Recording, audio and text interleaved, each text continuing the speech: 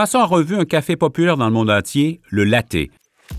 Il est également connu sous le nom de café latte et le mot latte signifie littéralement lait en italien. Allons-y. D'abord, purgez la tête d'infusion et préchauffez le porte-filtre. Retirez-le et séchez-le avant de moudre le café. Moulez vos grains fraîchement torréfiés.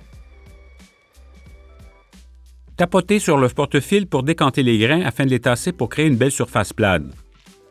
Le plus important est d'appliquer une pression constante chaque fois puis de vérifier que vos grains sont bien nivelés.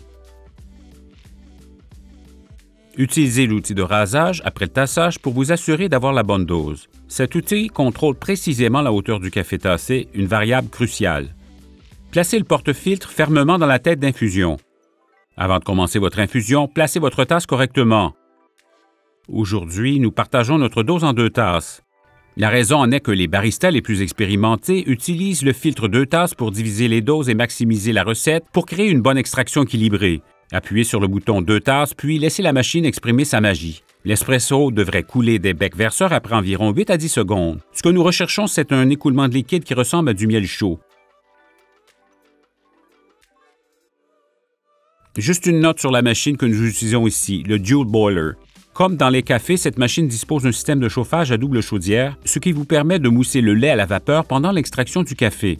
Si votre machine a un seul élément chauffant, préparez le café en premier, puis moussez le lait. Le lait étant un élément fondamental du latte, nous allons vous expliquer comment texturer le lait entier. Nous comprenons que de nombreuses personnes préfèrent les laits alternatifs non laitiers pour des raisons de santé et de durabilité. Généralement, ils sont plus difficiles à travailler que les produits laitiers. Donc, si vous utilisez du lait alternatif, veuillez consulter notre tutoriel Micromousse de lait pour des conseils de texture. Pour commencer, versez le lait froid dans le pichet jusqu'au bas du bec verseur. Une bonne habitude à prendre avant et après le moussage du lait. Purgez la buse à vapeur pour éliminer la condensation et les résidus de lait. Placez la buse à vapeur environ 1,5 cm dans le lait, puis ouvrez la soupape à vapeur pour qu'elle injecte de l'air près de la surface du lait. Abaissez le pichet après quelques secondes afin d'introduire l'air à la surface du lait. Et rappelez-vous, si vous entendez un son grinçant, abaissez davantage le pichet. L'important, c'est de commencer par créer la texture, puis d'atteindre la température. En texturant le lait, je vise une température de 140 à 150 degrés Fahrenheit ou 60 à 65 degrés Celsius. Un bon point de repère serait quand le pichet devient trop chaud au toucher.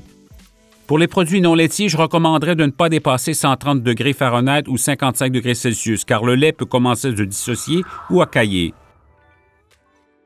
C'est ce que nous recherchons, une texture veloutée et soyeuse. N'oubliez pas d'imprimer un mouvement rotatif au pichet pour répartir l'air afin que la micromousse soit mélangée uniformément. Une fois que c'est fait, purgez la buse vapeur pour évacuer tout résidu de lait à l'intérieur de la buse, puis essuyez-la avec un chiffon humide. Passons maintenant à la partie amusante, le versage. Pour commencer, j'aime bien faire tourbillonner le pichet et taper dessus pour m'assurer que le lait est bien mélangé et les bulles éliminées. Tenez le pichet un peu plus haut pour commencer comme ceci, puis regardez le lait moussé se mélanger à l'espresso. Lorsque la tasse commence à se remplir, rapprochez le pichet pour compléter l'opération. Cette boisson a généralement plus de micromousse qu'un flat white, mais moins qu'un cappuccino. Ici, nous souhaitons obtenir une couche d'environ 1 cm sur le dessus. Et voilà, un café latte classique. Si vous souhaitez ajouter une touche personnelle avec le latte art, regardez notre tutoriel Latte Art avant de commencer votre prochain café. Savourez!